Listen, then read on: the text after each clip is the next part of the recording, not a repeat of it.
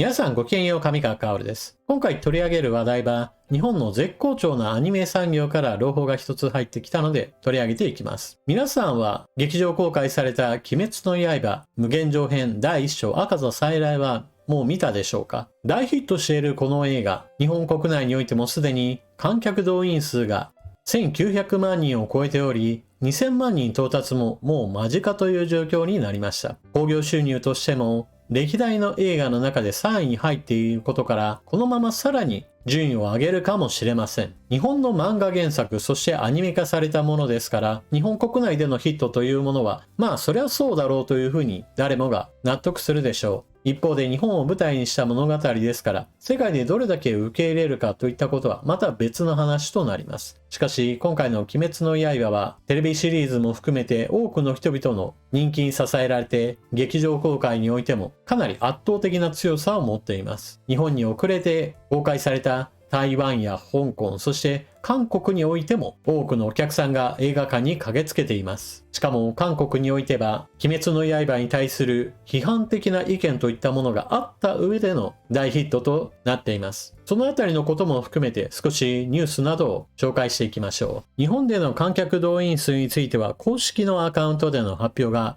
一番わかりやすいところでしょう。公式アカウントでは公開38日間で観客動員1982万5555人、興行収入280億8769万円と大変多くの方にご鑑賞いただきましたと伝えられています。ちなみにこの観客動員数はあくまでもお客さんが何人だったかという話なので、この中には何回もリピート視聴した人も含まれています。ただ何回も見る人が出るというのもちょっと納得の、かなりの出来栄えの映画です。好きな人にしてみれば1回目で全体を通してみて、2回目では細かな点についてチェックして、そして3回目ではどの映画館で見るか厳選するといったようなこともなされているようです。そしてこれがどのくらいの大ヒットかといえば、国内映画興行収入ランキングでは第3位となっています。1位には劇場版鬼滅の刃無限列車編が407億円と堂々の1位。そして2位がスタジオジブリの千と千尋の神隠しとなっています。夏休みシーズンが終わり、上映されるスクリーン数は減少していくでしょう。しかし、今の勢いをある程度持続するということを考えれば、2位に上がってくることは十分あり得るでしょう。一方で、批判的な声が上がっていた韓国においても多くの人たちが駆けつけています。コリアウェーブの記事、旭日記、日本の学徒兵批判にもかかわらず、鬼滅の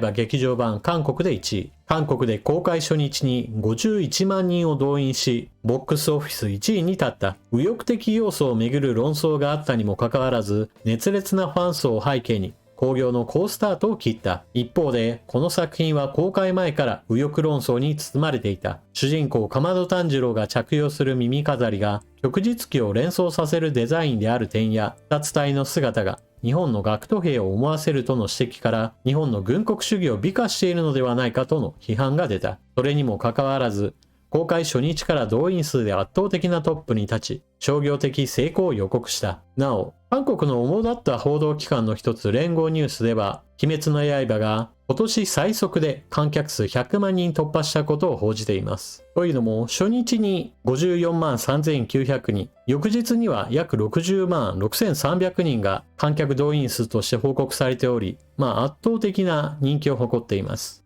そもそも韓国における鬼滅の刃に対する批判は、かなり意味不明な、全く意味のないものです。例えば、耳飾りが旭日記を思わせるといった話も、鬼滅の刃で出てくる鬼たちは太陽の光によって焼かれると基本的にはやられるという設定があります。耳飾りはその日の光を表したデザインであり、そこに何か政治的な意図は全くありません。またこの記事の中ではありませんが、この軍国主義と重ね合わせる形で時代背景としても日本が明治、大正、昭和へとどんどんと発展していく時代を設定していることから、これもまた作者の何かしらの日本美化の思想が現れているのではないかといった勘繰りもありました。これらなども基本的には作品とは全く無関係な批判であり、不当なものです。そしてほとんどの人たちにとってみれば、鬼滅の刃をエンターテインメント作品として楽しみ、そのために映画館に押し寄せているのでしょう。結局批判している人たちは、批判することそれ自体が目的化していて、耳を傾けるべきような批判のポイントは何も挙げられていません。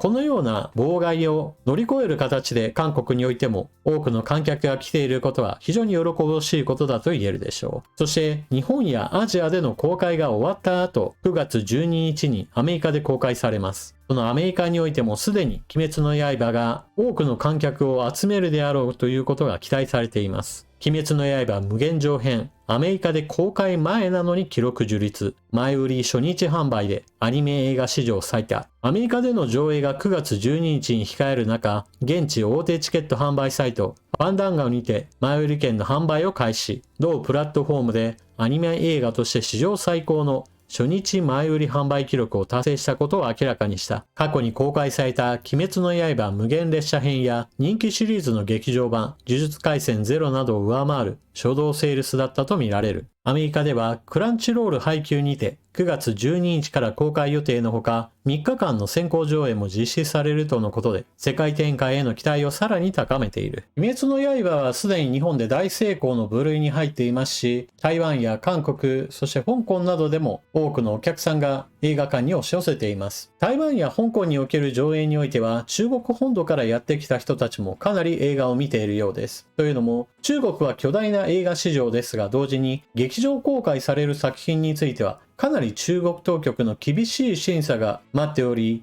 多くの映画が公開されていないという事情があります。一方において中国国内において政治上の理由として反日映画などは積極的に上映されており、このあたり政治的にどの映画を上映するか、かなり中国当局の意向が反映します。一方で映画好きの人たちにしてみれば、中国当局にどの映画を見るか選別されるというのを嫌って中国本土で公開されないかもしれないというのであれば、香港や台湾に渡ってでも鬼滅の刃を見ようという人たちがいるわけです。このような人たちもあって、地元の人たちプラスわざわざ映画を見にやってくる人たちといったものも加わって、これら地域においての観客動員数も伸びる下地となっています。一方で韓国版においてはわざわざそういった中国本土からやってくる人もいないわけなので、純粋に韓国の人たちが見ているわけです。韓国国内における反日論争といったものを無視して、もしくは踏み出すような形でアニメファンの人たちが積極的に映画館に来てくれるのは一つ嬉しい話だと言えるでしょう。そしてこの話は鬼滅の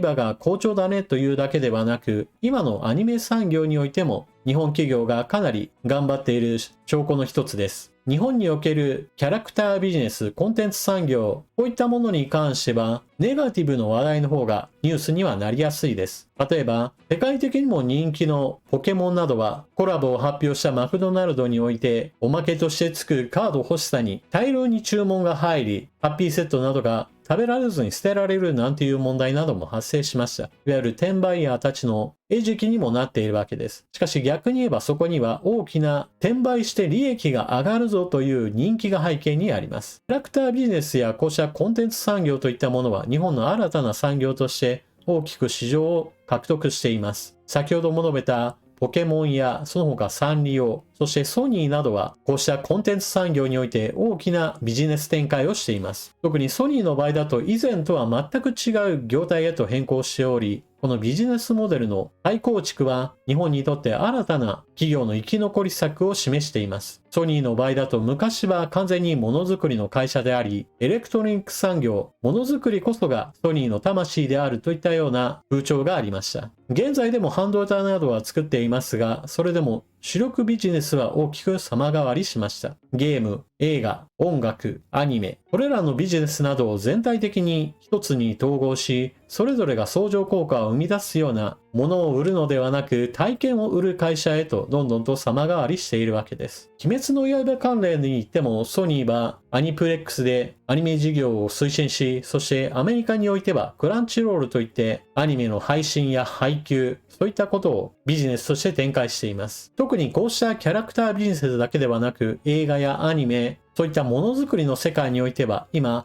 アメリカが大きくこけています。というのも、アメリカにおけるエンターテインメント産業においては、いわゆるポリコレといったものが過度に物語作りに悪影響を及ぼした影響で、非常につまらない話というものが量産される時期が長くありました。一方で日本で作られるものはそうした汚染といったものを逃れて独自の発展を遂げています。そして今それが世界へと受け入れられるようになりました。これにはかなりアニメ産業の世界への配信需要がどんどんと進んでいったといったことがあります。日本政府もこうしたアニメ産業の世界への輸出に関しては後押しするとしています。しかし、ちょっとやり方を間違えると、税金が投入されて無駄遣いの温床にもなってしまいます。例えば、日本文化や日本のアニメを多くの人に知ってもらおうとして、広告会社などに大量の税金を投入して宣伝してもらおうといったようなことなどをすると、そのほとんどが何の意味もないプロモーション活動に費やされて、浪費されっぱなしといったことも十分起こり得ることです。日本政府がこうしたアニメ産業などに対する支援を行うのであれば、基本的には海外における違法配信などに対する訴訟活動や、そうした違法配信に対して広告を出している会社に対する調査や訴訟、そしてそれぞれの国における取り締まりの法律整備の要請を進めるといった民間企業ではなかなか追いつかないところに手を差し伸べたり、日本国内における権利関係の処理をよりスムーズにさせるための温度を取ったりなど、日本人の頑張りを手助けする方向で力を入れてほしいものです。というわけで今回は日本で大ヒットになっている鬼滅の刃無限上編第1章赤座再来が日本だけにとどまらず台湾や韓国などにおいても大ヒットを遂げており、しかもそれはアメリカにおいても同様にしてかなり期待される状況であることを取り上げました。映画のヒットを受けて日本のアニメを作っているそのスタジオにおいても労働環境の改善が進み、持続的な発展をぜひとも遂げてほしいものです。それでは次の動画でまたお目にかかりましょう。またね。